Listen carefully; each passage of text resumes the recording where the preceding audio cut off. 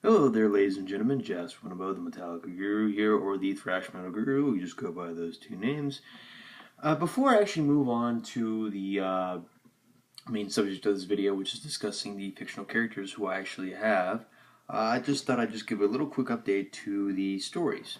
Now, apart from what I've actually mentioned before, the stories that I've written, I do apologize right there. The stories that I've written, I've actually asked a question on a private group if would it be a good idea to read the DC stories on the YouTube channel as a way of presenting something as content. And so far there has not been any no's. 3 of them have been yes. 3 of them have been yes. 0 votes to no. So I think it's confirmed. It's been at least a week, so I can at least confirm now that any story that I finish, I will present on here. I'm gonna try to do it in chronological order. But as soon as this first story, which I'm still actually in production of, I'm like only on the 3rd page because I got a lot of writer's block, so it's a little difficult for me to get around. But rest assured, once it's done, I will actually present it to you within the entire span of the video. Depending on how long the upload is, that's completely fine. But one more thing, it just depends on my work schedule because I get a couple days off, but I'm working an extra bit of hours, so I'm going to try to get this flowing through. But other than that, that's as much as I just need to talk about right there. Now, as a part of my main subject here, I'm going to get something to write with here so I can take note of this down too. It's just a couple notes that I need to do. I want to discuss a little bit more about my characters a little bit, how I get to plan things going.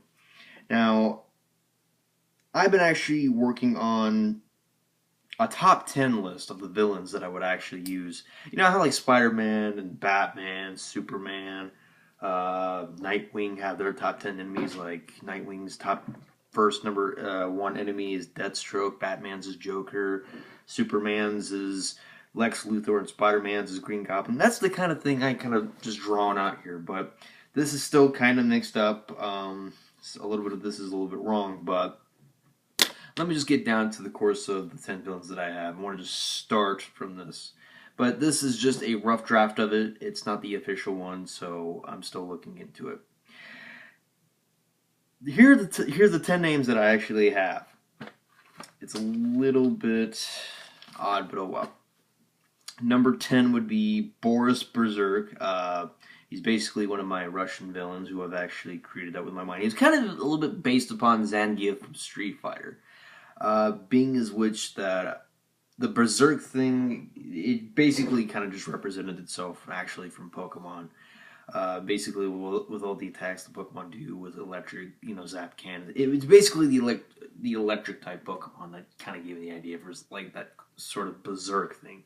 I just see electricity moves from Pokemon just in a Berserk way. It presents such enormous attack power and all that crap. So I just figured Berserk.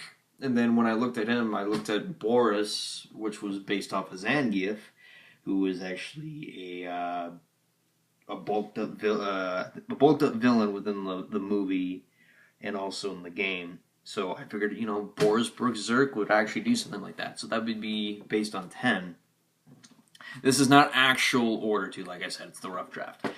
Okay, number 9. This one was a little hard to do, but because I did not want to actually directly copy this one, because this one was basically almost the same as the Marvel character, but this one I actually try to defer a little bit from this one. If you remember Red Skull from the Marvel universe, you will definitely see a big similarity to this one, but in the difference, he's not a Nazi. He's more of a bounty hunter than he is.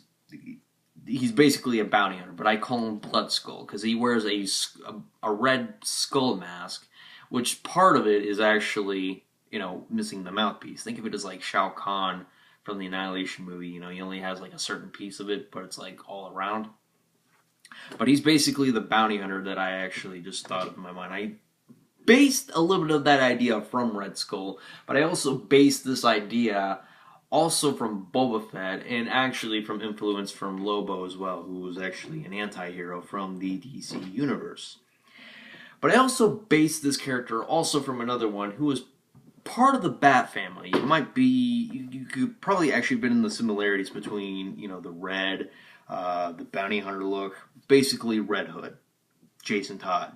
So that's basically who I summed that around to. Okay, so we go into number 8. This one right here, as much as some villains, which I will explain the connections of these villains to, when I think of Dr. Octopus from Marvel, I think of General Zod, and I think of someone, an infamous YouTuber who I'm not going to also mention too. When I see a sort of idea, and it's something a bit that kind of happens in real life, you know, I stick to that idea. I like to form it together and just try to make it fit. No, I'm not actually using Marvel material within this. I know DC and Marvel do not go well together. I'm not saying that in a bad way, but, you know, the only thing I've ever seen Marvel and DC come together with was like Superman versus Spider-Man. That's about it. But basically these ideas formed together, and all of a sudden I had this idea. You know, the name was just a hard thing to come around for. I mean, you had Dr. Octopus, and then you had Dr. Octavius. But when you look at Harley Quinn, you have Harleen Quinzel. But this one actually happened when I was listening to a metal band, which I actually have on my iPod, which I still do, and they still kick ass. If you know the band Venom, the lead singer, the frontman was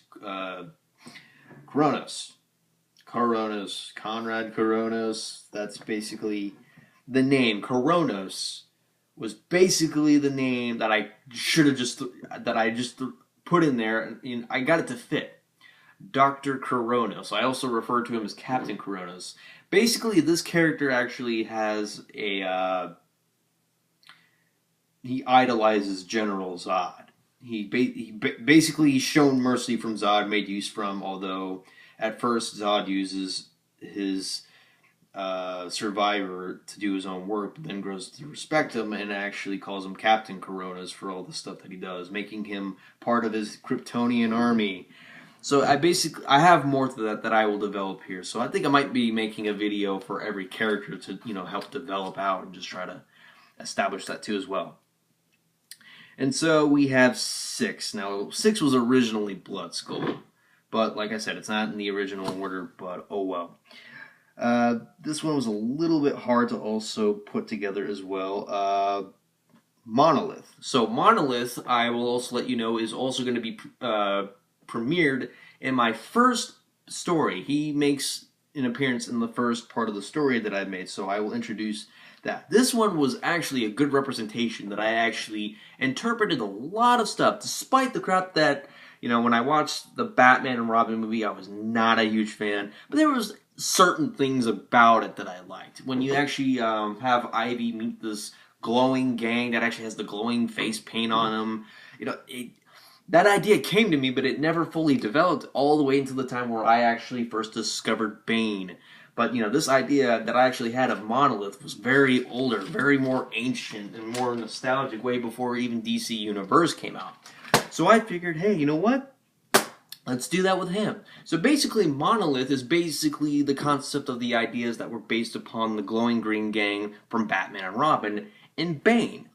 And also together in that which it's also based upon a little bit of some Metal Gear. If you actually know Raven, you know, Vulcan Raven from Metal Gear, he's basically some of the ideas, but he's more sadistic and more brutal and more evil and just basically a fucking asshole. That's basically how he is.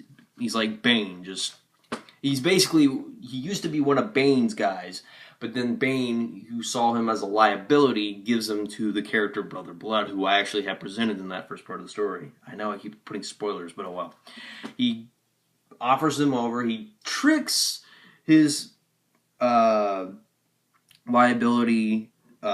Monolith as an experiment. He gives him over to have him experimented on, but he becomes this fearsome brute. And then after that, we have one who is also based from a different side of the point of view from another character, from Insanity. Just like Bane with Monolith that I have, we now have the clowns. We have Joker, which his goon, who I like to call Jester. Now this one, to me, was the easiest, but also a very much a good complex part I would love to play for this part. Jester, who is the character who I actually created, basically, obviously, who was basically these combinations of different types of Jokers. You had Jack Nicholson, you had Heath Ledger, and by the way, you know, the anniversary of Heath Ledger, you know, I'm delayed on that part, but man, God bless his soul. But then we also have Mark Hamill. You got to give that guy credit for doing Joker in the very coolest, funny way. But I also have to base Jester off of some psychopathic, yes, Pennywise the Clown from It, even though a little bit ridiculous of that how it turned out to be. But still, I digress. Every psychopathic version of the Joker, even some instances of Harley Quinn, in which I actually do have some sort of love triangle with Jester, Harley Quinn, and Joker, which obviously Joker and Harley Quinn are actually the couple, and then Jester falls in love with Harley Quinn, but Harley Quinn actually likes the Joker. Joker's a, you know, he's upset, he tries to kill Jester. Jester has his own kind of group, he runs his own thing, declares war on Joker. That's basically how it is with Monolith and Bane, but the sense is a lot more different from that. So right after Jester, this one, I would just like to say, was my most advanced, complex character that I actually have. Like Jester and Bane, Megapane starts out as, you know, a goon to anyone. He basically works for anyone as any servant, any goon, any henchman. But then this character who actually kind of rises up a little bit in power, you know, just kind of getting tired of being the goon, he decides to become his own leader and decides to actually take over certain groups of gangs, make them his own, and eventually becomes this, you know, warlord, who basically works for one of the main antagonists, who I will get into here too. He definitely ranks number 1. But basically Megapane sees it as a way of becoming more of a, like an immortal, or more of a fearsome tyrant, which that can also be related to my other character who I have a secondary antagonist for. I'm sorry, my grammar's off. But Megapane is basically who I would just like to call the Antichrist in the good reputation way of the villains that I have. He's basically almost the Antichrist. Okay, now after this one was really, really a very hard one, but also now I don't use the word, but I'm very damn proud that I actually got this one. This is based off of a dream that I have, which really freaked me the fuck out, and it scared me so much. Now, if anyone of you is familiar with playing Sonic Adventure, where you actually go into a certain area where you're following a glowing ball of light, and then you walk into a certain room that actually has a mural of a giant version of chaos, perfect chaos, that descends its, you know, destruction upon the city. The stone version of it, which you see on that wall. It's basically what I saw like there, but think of Feraligatr from Pokemon Crystal Gold or Silver mixed together with that version of the painting, minus the arms and the legs, but the giant body, the brick scale skin, like actual stones, like the eyes, and with the Feraligatr fins and all that, fused together. That was basically the perfect opportunity for me to have that visual representation, but you're not going to find something like that on a DC universe. That requires some actual drawing. I mean, yeah, I want to get these characters drawn, but this one I really have to have drawn, because this one, to me, plays a major role between this one and my main protagonist. I kind of see like a prophecy between these two. So that's how Aztegar is. Aztegar is not human. He's basically like Perfect Chaos and Feraligatr mixed together, and just like many other serpents that I could actually think of. Now, obviously, you should know this one. This one's number 2. Not officially number 2 now. I think Aztegar actually took that spot, but depending on how the role goes. Niosion, who is based upon, who I can safely say, and I'm not making any videos about him, but I'm just saying he is based off of Onision. Basically, these interpretations and the opinions that I feel and see with him are basically within this story that I made about him, based upon that character. And since I've actually changed the name where there is no copyright issues or anything like that, which I stated in my other video, I should be fine. But basically, I used him as a villain because I can see a little bit... Actually, I can see a lot different from him. Okay? I would say, not the reflection, but I'd say more of an inverse between this one. Just like Dr.